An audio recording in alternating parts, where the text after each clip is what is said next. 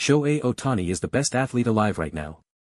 Two-way baseball player, two-time MVP, $700 million contract, the most watched sportsman on the planet. In multiple interviews, when asked what he loves, he keeps coming back to the same answer, slam dunk. A 30-year-old basketball anime. Not a Marvel movie. Not a Netflix series.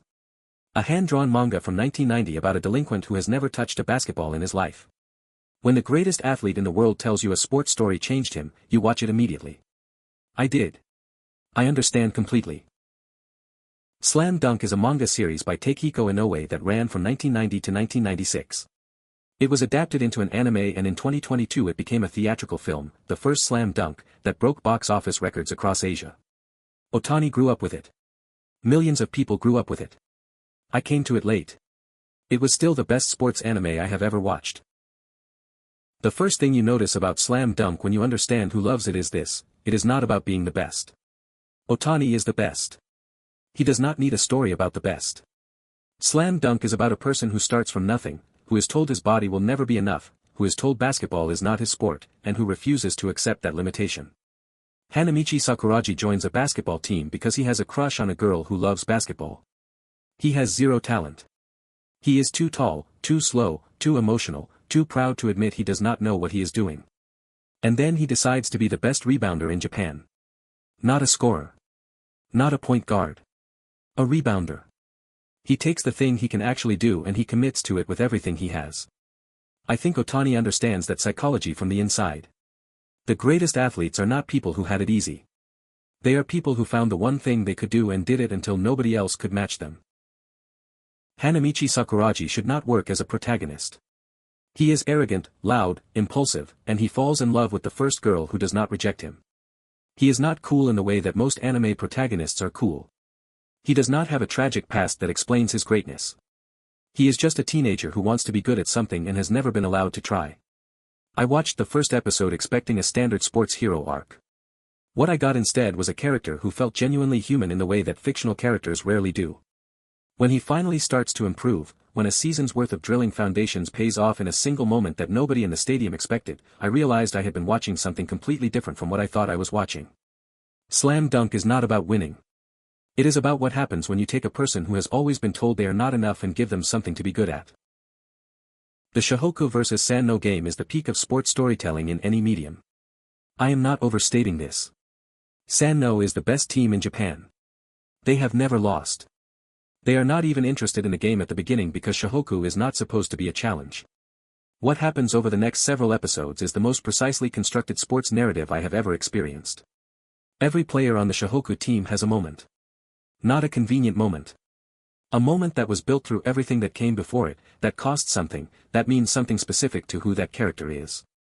When Sakuragi does what he does in the final minutes of that game, when the person who started this series not knowing how to dribble is suddenly the person the entire story has been pointing toward, I was not prepared. I am a grown adult and I sat in front of my screen and I could not move. Most sports stories are about talent. The chosen one who discovers their gift. The underdog who secretly had the ability all along. Slam Dunk is not that story. Sakuragi is not secretly talented. He earns everything through work that is boring and unglamorous and sometimes humiliating.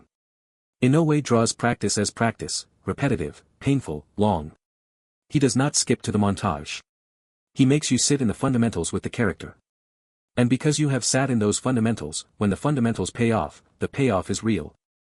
Ohtani spent years in the Japanese minor leagues learning to hit in ways that everyone said were not natural for a pitcher. He drilled the basics until they were automatic. He understood what Slam Dunk is actually about because he had lived the version of it that matters: real sport, real work, real time. The anime understood him before he was who he is. The 2022 theatrical film The First Slam Dunk is not a nostalgia product. I expected it to be. I expected a film made for people who loved the manga 30 years ago. What I found instead is one of the best sports films ever made. The animation is extraordinary. The basketball is rendered with a physical precision that makes it feel like watching a real game. But the thing that makes it exceptional is its choice of perspective. The film does not follow Sakuragi. It follows Ryota Miyagi, the smallest player on the team, and it uses the Sanno game as a frame to tell his story. You already know what happens in that game. The film uses that knowledge to add weight to every moment. It is the work of a filmmaker who trusts the audience completely.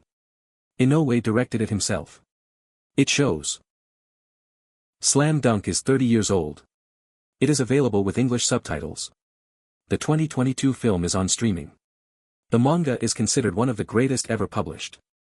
Ohtani is not the only world-class athlete who has cited it as a formative influence. Basketball players, footballers, tennis players across Asia grew up with Sakuragi and took something from his story into their own preparation. When the greatest athlete in the world, a man who has achieved things on a baseball field that nobody thought were physically possible, keeps returning to a story about a boy who starts from nothing and commits to his one thing until nobody can match him, that is not coincidence. That is recognition. Slam Dunk understood something true about what sport requires and it put it in a 30-year-old manga and Shohei Ohtani has been carrying it ever since. Go watch it. Slam Dunk is available on Crunchyroll and the 2022 film is one of the best animated films of the decade. If you watched this because of Ohtani, you made the right decision. If you already knew Slam Dunk, I hope this reminded you why.